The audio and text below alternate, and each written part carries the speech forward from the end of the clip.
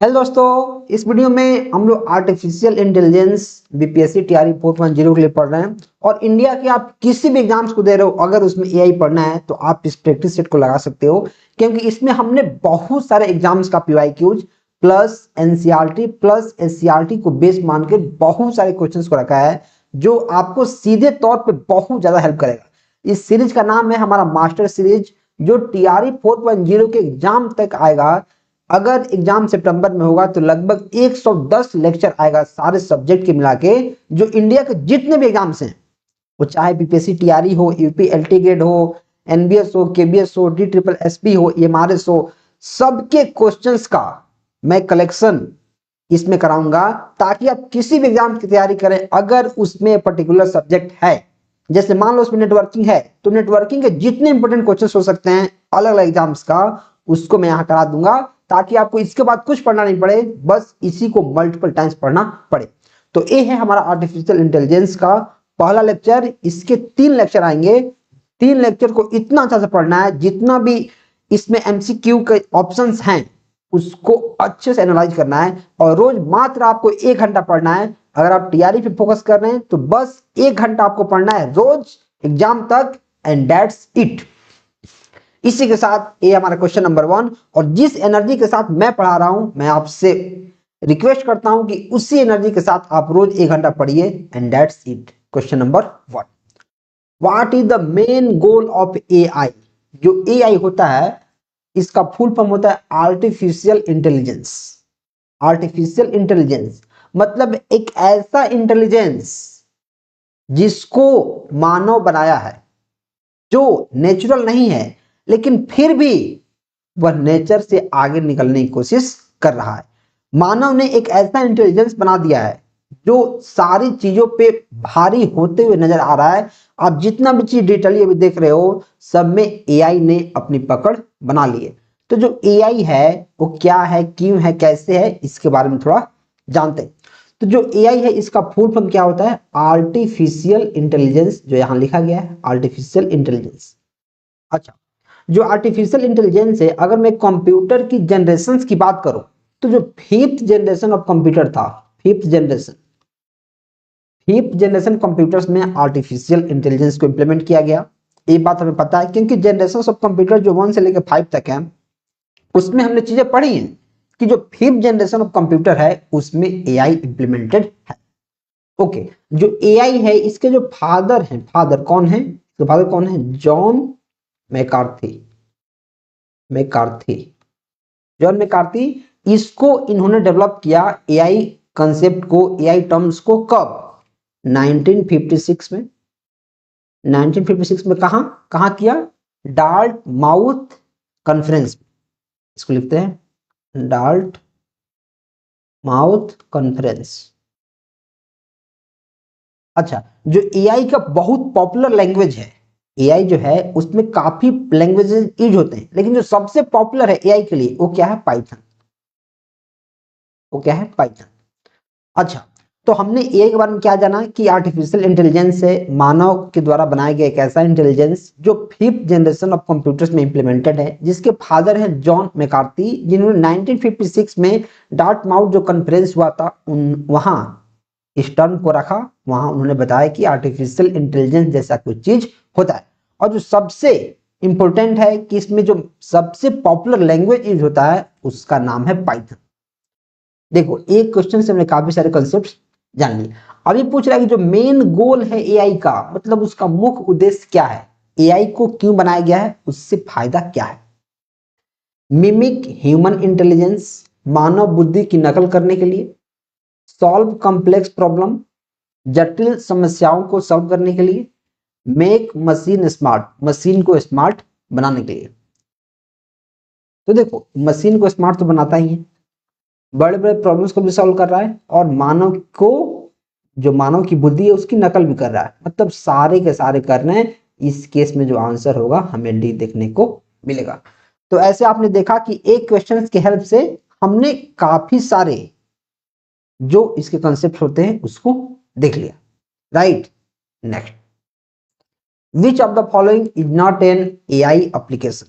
अब देखो जैसे जो आर्टिफिशियल इंटेलिजेंस है उसी का एप्लीकेशन है, जैसे आप देखते हो चैट जीपीटी, या फिर आप बार्ड देखते हो, गूगल जेमिनाई देखते हो, परप्लेक्सिटी प्रो देखते हो, ये सारे क्या है, एआई के एप्लीकेशन है। तो इसमें बोल रहा है कि कौन एआई का एप्लीकेशन नहीं है। और जैसे आजकल आप देखते होंगे कोई भी यूट्यूब का थंबनेल हो गया, डिस्क्रिप्शन हो गया, टैग्स हो गया, टाइटल्स हो गया, वो सारे के सारे एआई जनरेटेड है। मतलब इतना तगड़ा एसईओ फ्रेंडली, एसईओ मतलब एसईओ, सर्च इंजन ऑप्टिमाइजेशन, इतना तगड़ा एसईओ फ्रेंडली ये टाइटल्स दे देता है कि उतना तो आदमी सोच ही नहीं सकता है कि उतना तगड़ा टाइटल लिखा जा सकता अपने से। वो जमाने पहले हो गए हैं जब पूरा का पूरा काम इंसान करता था, अभी सारे काम एआई से कराओ, बस इंस्ट्रक्शंस दो कि एआई तुम्हें काम ऐसे करना है। तो कौन एआई का एप्लीकेशन नहीं है? एक्सपर्ट सिस्टम्स, विशेषज्ञ प्रणाली, natural language processing, Microsoft Excel. देखो एक्सपर्ट सिस्टम जो एआई का ही यूज करता है, इसका नाम है एक्सपर्ट सिस्टम, ऐसा सिस्टम जो एक्सपर्ट हो। और एनएलपी तो करता ही है, नेचुरल लैंग्वेज प्रोसेसिंग, ये दोनों एआई का एप्लीकेशन हैं। लेकिन जो माइक्रोसॉफ्ट एक्सेल यहां हमें देखने को मिल रहा है, माइक्रोसॉफ्ट एक्सेल, वो क्या है, एआई का एप्लीकेशन नहीं है। मतलब एआई का रूप नहीं है माइक्रोसॉफ्ट एक्सेल। वो बात अलग है कि माइक्रोसॉफ्ट एक्सेल में के अंदर आप एआई का यूज कर सकते हैं। माइक्रोसॉफ्ट एक्सेल एक अलग एप्लीकेशन है, उसके अंदर आप एआई को इंप्लीमेंट कर सकते हैं। लेकिन एआई जो है, एआई का एप्लीकेशन माइक्रोसॉफ्ट एक्सेल नहीं है। मतलब एआई के हेल्प से माइक्रोसॉफ्ट एक्सेल नहीं बना है। माइक्रोसॉफ्ट एक्सेल के अंदर आप एआई को एज अ टूल यूज कर सकते हो। जो एनएलपी है उसका अगर मैं एप्लीकेशंस की बात करूं, एनएलपी नेचुरल लैंग्वेज प्रोसेसिंग, तो जैसे आपको जो चैट बॉट्स दिखता है, जैसे आप किसी भी वेबसाइट पे जाते हो या फिर आपके जो टेलीग्राम पे जाते हो, जो बॉट्स होता है, चैट बॉट्स जो ऑटोमेटिक आपको रिप्लाई करता है, वह नेचुरल लैंग्वेज प्रोसेसिंग का एक एग्जांपल है। तो आई थिंक आप ये समझ पा रहे होंगे। और जितना भी एआई एप्लीकेशन है, जैसे आप, जैसे मैंने आपको बताया था, चैट जीपीटी हो गया, जेमिनाई हो गया, बार्ड हो गया, और भी काफी सारे जो एप्लीकेशंस हैं वो तो एआई हैं ही। एक्सपर्ट सिस्टम्स, एनएलपी, ये भी इसका एप्लीकेशंस हैं। Next, which of the following is not a सब फील्ड ऑफ एआई। अब बोल रहा है कि जो एआई हमारे पास है, हमें पता है कि एआई क्या होता है, क्यों होता है, हमने पता चल गया। बोल रहा है कि एआई का सब फील्ड कौन नहीं है, नॉट, कौन नहीं है? मशीन लर्निंग, जिसमें हम मशीन्स को लर्न कराते हैं, मशीन को चीजें सिखाते हैं, ये तो एआई ही है, क्योंकि आर्टिफिशियल इंटेलिजेंस रहेगा तभी मशीन लर्निंग है, ये तो इसका एप्लीकेशन है। नेचुरल लैंग्वेज प्रोसेसिंग, इसका एग्जांपल जैसे हमने चैट बॉट्स देखा है, जो हमसे चैट करता है, चैट बॉट्स, ये भी एआई का एप्लीकेशन है। लेकिन जो वर्चुअल रियलिटी है, वर्चुअल रियलिटी, जो वर्चुअल रियलिटी है, वो एआई का सब फील्ड नहीं है। वर्चुअल रियलिटी क्या होता है? कंप्यूटर द्वारा बनाई गई आभासी 3D दुनिया। देखो ऐसा दुनिया जो विजुअलाइज सिर्फ होता है, हमें दिखता है कि ऐसा दुनिया है, लेकिन एक्चुअल में वो दुनिया नहीं होती है। एक्चुअल में क्या होता है? कंप्यूटर से बनाया जाता है। एक्चुअल में क्या होता है? कंप्यूटर से बनाया जाता है, जिसमें उपयोगकर्ता खुद को वास्तविक जैसा महसूस कराता है। वर्चुअल, वर्चुअल मतलब जो फिजिकल नहीं है, वर्चुअल मतलब जो फिजिकल नहीं है, जो फिजिकल नहीं है वैसा रियलिटी। जैसे कंप्यूटर द्वारा कुछ ऐसा चित्र बना दिया गया है, कुछ ऐसा दृश्य बना दिया गया जो रियल में एग्जिस्ट नहीं करता है, लेकिन देखने से लगेगा कि भाई साहब काश ये जगह मेरे पास रहता, काश मैं वहां पहुंच पाता, लेकिन आप वहां पहुंच नहीं सकते। Right. Next, which is not the commonly used programming language of AI. बोला है कि जो एआई है, एआई आपको पता है कि सबसे जो पॉपुलर इसका प्रोग्रामिंग लैंग्वेज है वो क्या है? पाइथन। इसमें बोला कौन सा यूज नहीं होता है? Prolog, Lisp, Perl. तो देखो जो लिस्प है वो फर्स्ट प्रोग्रामिंग लैंग्वेज है एआई में यूज करने का, first language used for AI. और जो लिस्प है, लिस्प इसको कौन बनाया था? जो फाउंडर इसके हैं एआई के, जॉन एमसी कार्ती या फिर मैकार्थी, इन्होंने बनाया था। अच्छा, इसको कब बनाए थे? जो लिस्ट बना था, लिस्ट जो बना था कब बना था? यह बना था जब इसके डेमोन्स्ट्रेशन हो रहा था Carnegie Mellon university, Carnegie Mellon university में जब डेमोन्स्ट्रेशन हो रहा था तब। ओके, और जो प्रोलॉग है ये भी हमारा एआई में यूज होता है, लेकिन जो पर्ल है, जो पर्ल है यह एआई में यूज नहीं होता है। जो पर्ल प्रोग्रामिंग लैंग्वेज है वो एआई में यूज नहीं होता है। पर्ल आमतौर पर एआई के लिए उपयोग नहीं होती, यह स्क्रिप्टिंग और टेक्स्ट प्रोसेसिंग के लिए होती है। जो पर्ल होता है वो किसके लिए है? ये हमारा है स्क्रिप्टिंग के लिए एंड टेक्स्ट प्रोसेसिंग के लिए। टेक्स्ट प्रोसेसिंग गाइज, एक एक क्वेश्चंस काफी ज्यादा इंपॉर्टेंट है। अगर आप सिर्फ रोज का 1 घंटा भी पढ़ोगे और वीक में, जैसे मान लो आपने 5 वीडियो देखा, 5 वीडियो को एक बार रिवीजन कर लोगे, फिर नेक्स्ट वीक में आपने 2 वीक को मिलाकर 10 वीडियो देखा, 10 वीडियो के जो पीडीएफ से उनको रिवीजन कर लोगे, ऐसे ही करते जाओगे, तो फिर आप देखोगे कि यार एग्जाम्स में आपके पास बिल्कुल प्रेशर है ही नहीं, आपका एक एक कंसेप्ट क्लियर हो चुका है। Right, next, which of the following is a type of AI that involves training a computer program using a large data sets?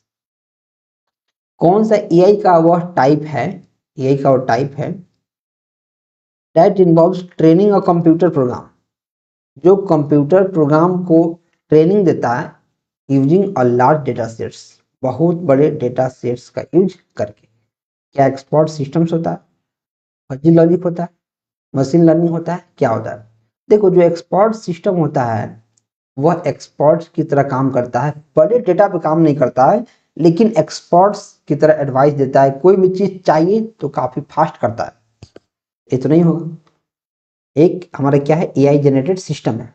जो फजी लॉजिक है वो अनसर्टेनिटी पे काम करता है। अनसर्टेनिटी मतलब ह्यूमन की तरह काम करता है। अगर मैं यहाँ लिखूं ह्यूमन की तरह काम करता है, की तरह, कैसे? जैसे जैसे मान लो कि अगर मैं जो दूध है, दूध लिखता हूँ, हमने दूध गर्म किया है, दूध गर्म किया है और हमने ग्लास में दूध रखा है, जैसे मान लो एक ग्लास है, इसमें आधा दूध रखा हुआ है, और कोई आपसे पूछेगा कि दूध गर्म है, तो आप क्या बोलोगे? आप उसको टच करोगे ग्लास को, या फिर एक उंगली डालोगे इसमें, डिप करोगे, और आपको लगेगा कि हाँ अगर थोड़ा सा गर्म है, आप बोलोगे हाँ थोड़ा थोड़ा सुसुम है, हम सुसुम बोलते हैं, या फिर बोलोगे थोड़ा सा गर्म है, बहुत गर्म हुआ, बोले अभी बहुत गर्म है। तो आप सिर्फ या तो गर्म है या गर्म नहीं है, सिर्फ इतना पे सीमित नहीं रहोगे, आप अलग अलग पैरामीटर्स में इसका जवाब दोगे। वहीं वहीं अगर बुलियन, देखो वहीं अगर बुलियन लॉजिक की मैं बात करूं, बुलियन लॉजिक, बुलियन लॉजिक में क्या होगा? अगर कोई पूछता है दूध गर्म है, तो या तो दूध गर्म है तो हाँ, अगर दूध गर्म नहीं है तो नहीं, दूध गर्म है हाँ, दूध गर्म है नहीं। बुलियन लॉजिक में क्या होता है कि हाँ या ना, सिर्फ 2 ही आंसर है। लेकिन ह्यूमन लॉजिक, अगर मैं ह्यूमन की बात करूं तो डिपेंड करता है कि कंडीशन कैसा है। अगर दूध गर्म है तब बोल जाएगा हाँ दूध बहुत गर्म है, थोड़ा सा गर्म है हाँ थोड़ा थोड़ा गर्म है, दूध एकदम गर्म नहीं है, नहीं दूध एकदम गर्म नहीं है, ठंडा हो गया है। तो काफी सारा आंसर्स इसमें देखने को मिल रहे हैं।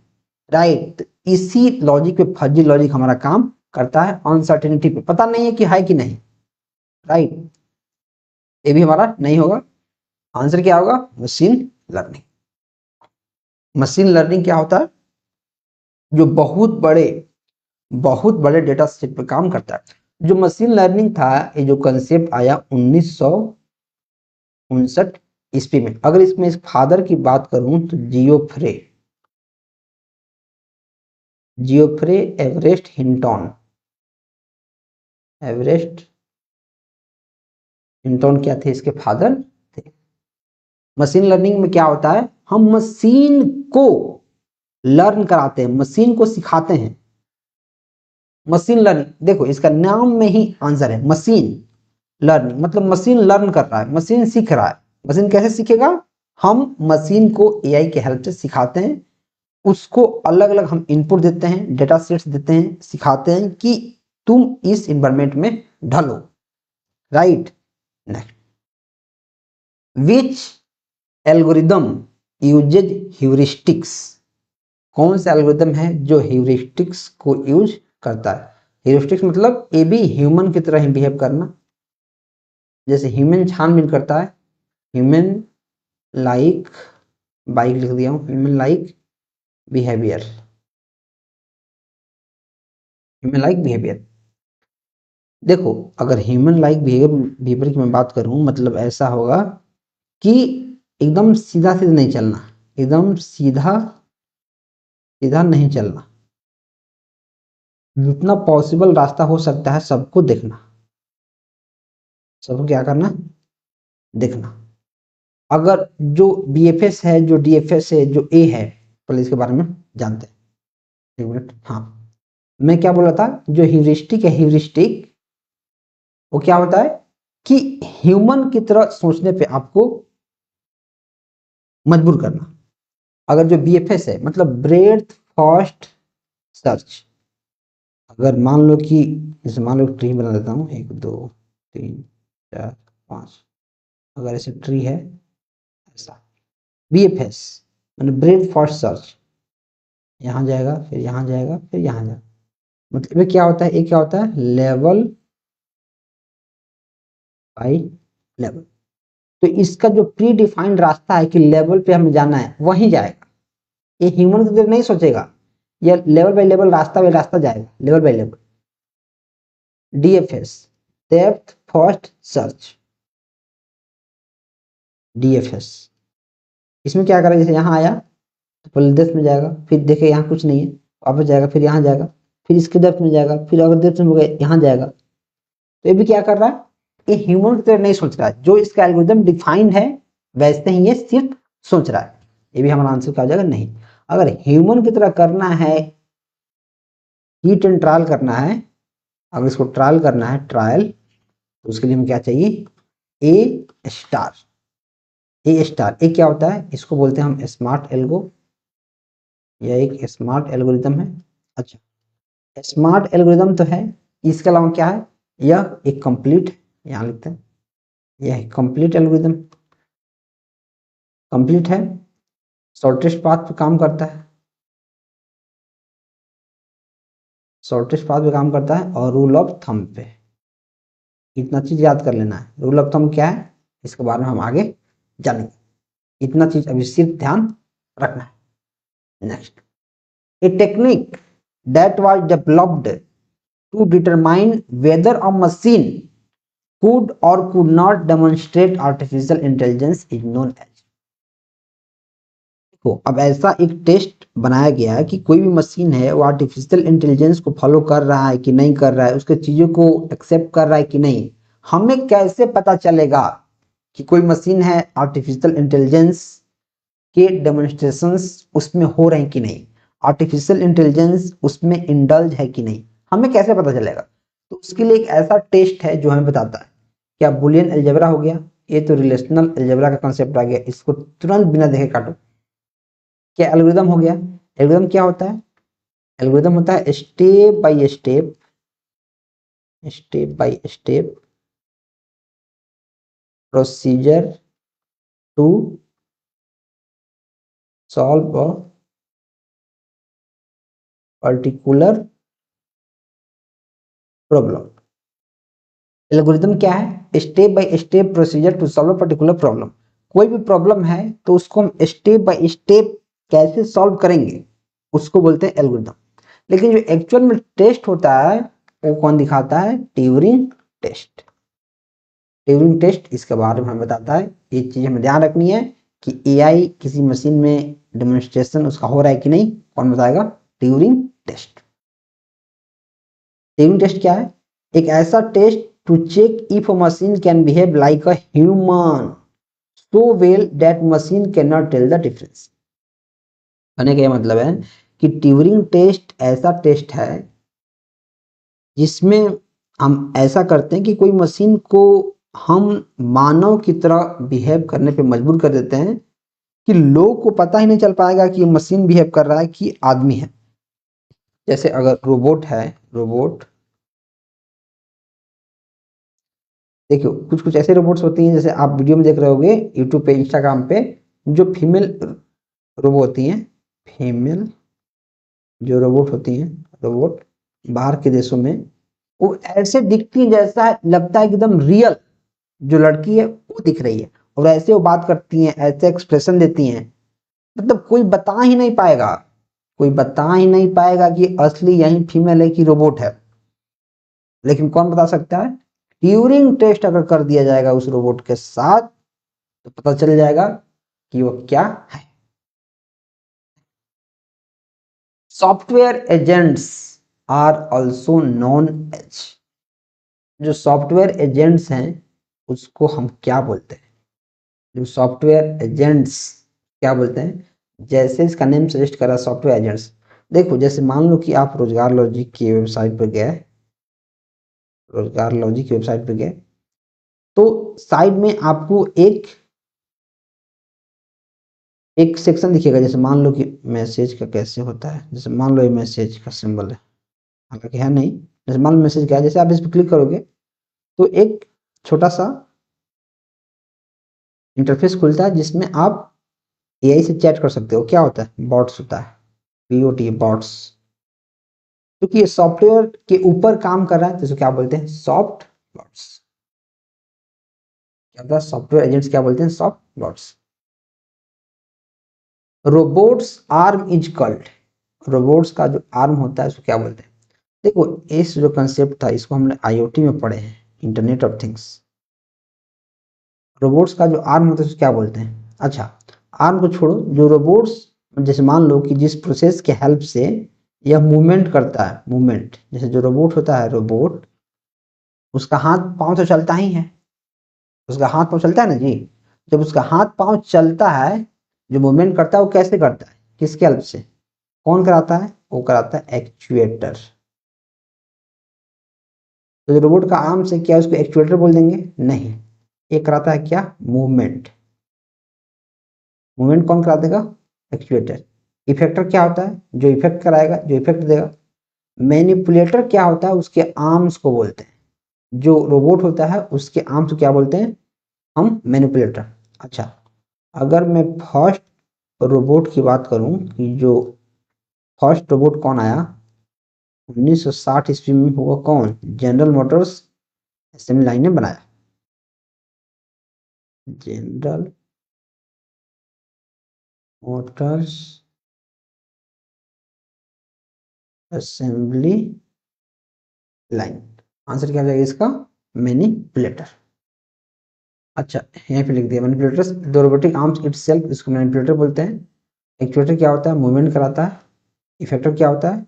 The tool at the end of the arms like a gripper और वेल्डिंग टॉर्च। जो जैसे मान लो कि अगर एक कोई सामान है, इसके लास्ट में जो रड लगा हुआ है या फिर कोई भी एलिमेंट लगा हुआ है उसको बोलते हैं इफेक्टर, जो इफेक्ट डालता है।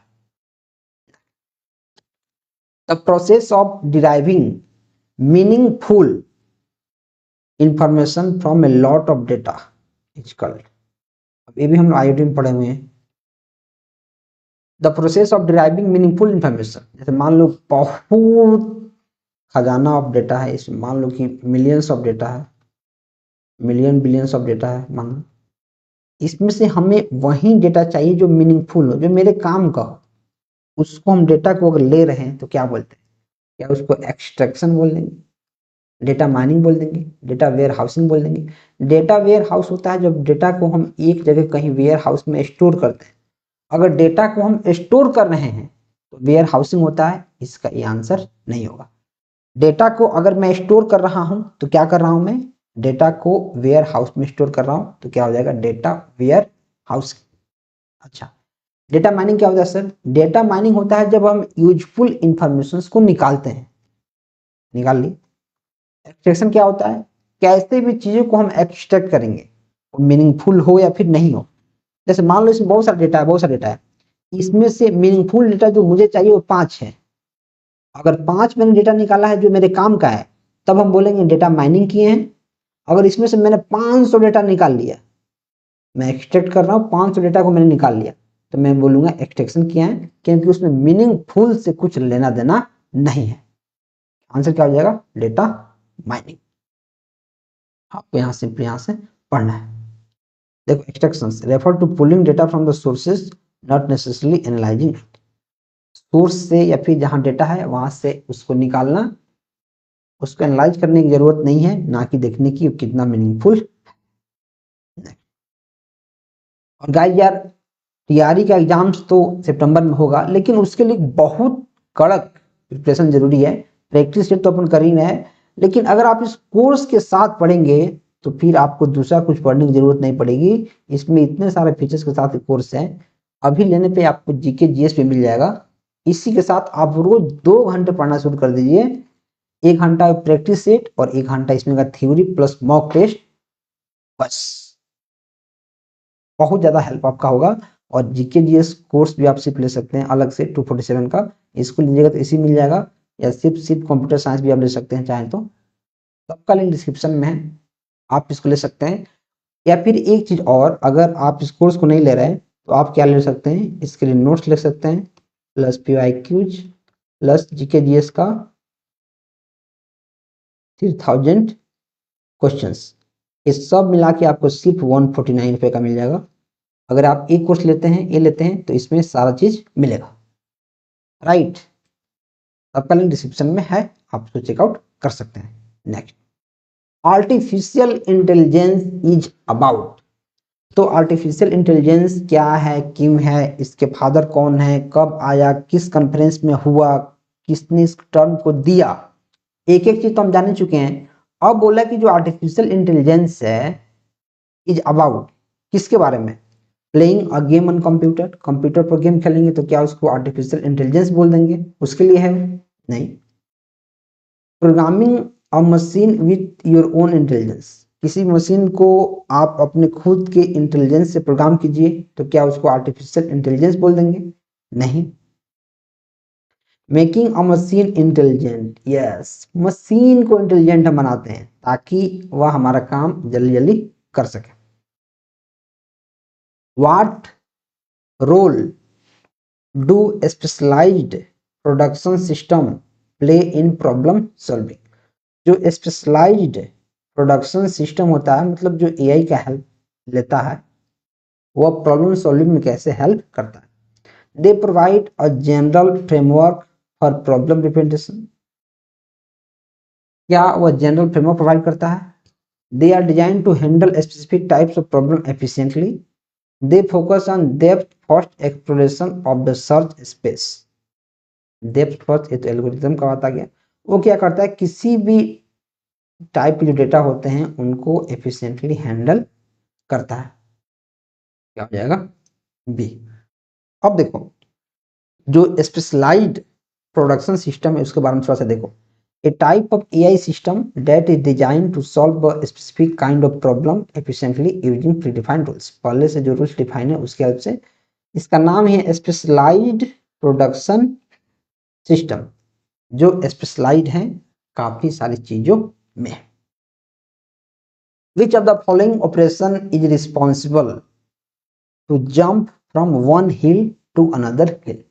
कहने का ये मतलब है कि जैसे मान लो कि अगर अलग अलग डेटा है तो एक डेटा से यहाँ मूव करने में, फिर यहाँ मूव करने, यहाँ मूव करने में कौन सा ऑपरेशन होता है, क्या म्यूटेशन होगा, क्या क्रॉस ओवर होगा, क्या फिटनेस फंक्शन होगा, क्या।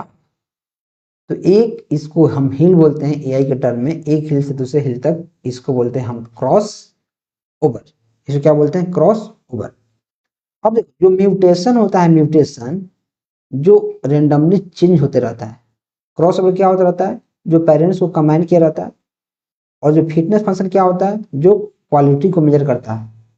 फिटनेस क्या करता है? क्वालिटी मेजर्स, क्वालिटी का मेजरमेंट करता है। नेक्स्ट, एक मिनट, कैसे चल, इसमें इफेक्ट लग गया शायद। Okay.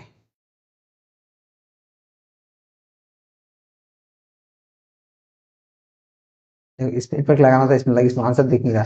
The first AI chatbot name introduced in 1961, कौन आया था? एलेक्सा। सीरी तो अभी आया है, कौन आया था? एलिजा। इसका आंसर दिख गया, नहीं तो और बताना पड़ता। जो एलेक्सा था कब आया? मॉडर्न वर्चुअल असिस्टेंट से 2014 में आया था। किसके द्वारा? अमेजॉन के द्वारा। डायरेक्ट क्वेश्चन बनेगा, एलेक्सा किसका प्रोडक्ट है? अमेजॉन का। सीरी किसका है? एप्पल का। सीरी एप्पल का एआई असिस्टेंट है, 2011 में आया था। और जो एलिजा थी कब आई थी? 1960 में।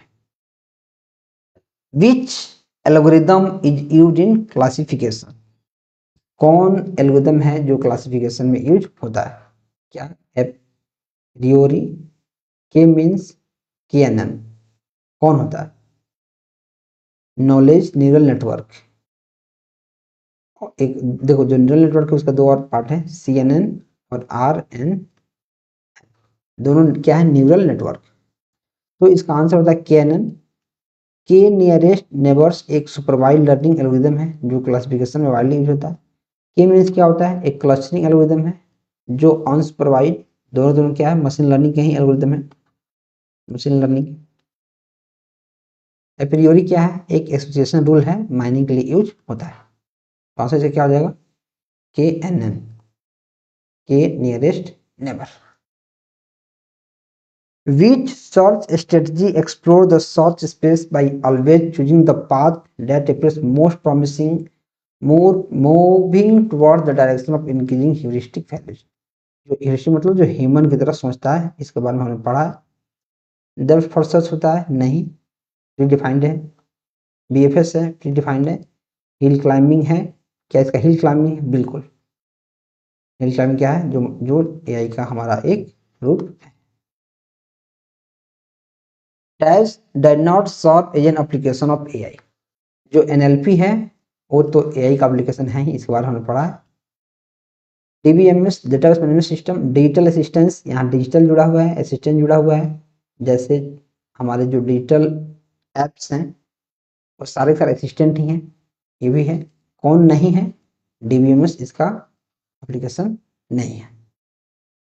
Dash is an artificial intelligence chatbot developed by San Francisco based startup open AI. और जैसे ओपन एआई आइएगा, आंख बंद करना है, चैट जीपीटी मारना है। बार्ड गूगल का है, उसका नहीं है। चैट जीपीटी क्या हो जाएगा? इसका आंसर हो जाएगा। अब देखो, जो चैट जीपीटी है कब बना? 30 नवंबर 2022 को, जो एक लार्ज लैंग्वेज मॉडल है, बहुत बड़ा लैंग्वेज का क्या है? मॉडल। अब देखो, जो बार्ड है इसको गूगल ने बनाया। बार्ड को किसने बनाया है? गूगल ने। और जो सोफिया है एक ह्यूमनॉइड रोबोट है, ह्यूमन की तरह काम करता है, ह्यूमनॉइड रोबोट। इधर क्या हो जाएगा? सी। Supervised learning uses. देखो, मशीन लर्निंग का जो कंसेप्ट है, एक होता है सुपरवाइज और एक होता है अनसुपरवाइज। सुपरवाइज क्या होता है? जो लेबल डेटा पे काम करता है, जो डेटा लेबल रहता है। ऑन लेवल पे कौन काम करता है? Unsupervised learning. फीडबैक क्या होता है? फीडबैक काम आ भी सकता है, लेकिन फीडबैक जनरली काम नहीं आता। फीडबैक अलग एक चीज है, जो हम कस्टमर से उसका रिस्पॉन्स लेते हैं। तो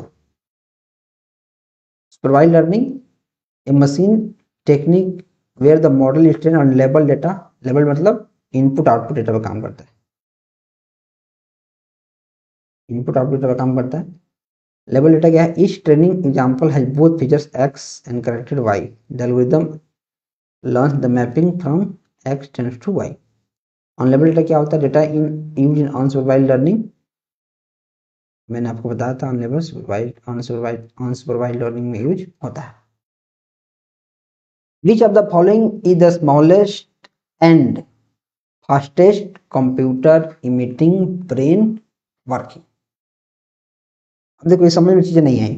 बोला है कि कौन है सबसे छोटा, स्मॉलेस्ट और fastest computer emitting brain working. Hindi समझो। निम्नलिखित में से मस्तिष्क की कार्यप्रणाली की नकल करने वाला सबसे छोटा और सबसे तेज कंप्यूटर कौन सा है? यस, मतलब ऐसा कंप्यूटर कौन है सबसे छोटा और सबसे फास्टेस्ट जो ब्रेन की तरह काम करता है।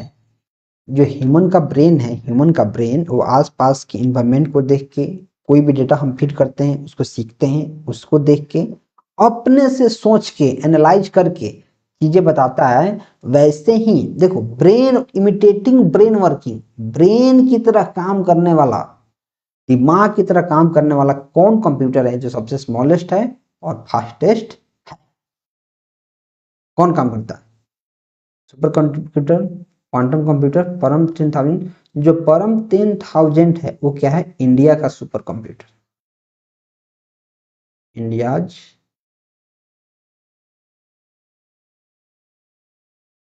क्या है? ये क्या है? इंडिया का सुपर कंप्यूटर। और सुपर कंप्यूटर तो नहीं है, ये होता है क्वांटम कंप्यूटर, जो सबसे स्मॉलेस्ट होता है और फास्टेस्ट कंप्यूटर होता है जो ब्रेन की तरह काम करता है। इमिटेटिंग ब्रेन क्या है? Making a computer machine works like a human brain, मानव के दिमाग की तरह जैसे लर्न कर सकता है, थिंक कर सकता है, डिसीजन ले सकता है। और ये है हमारा एआई का पार्ट 1 हम 20 क्वेश्चंस को कराए।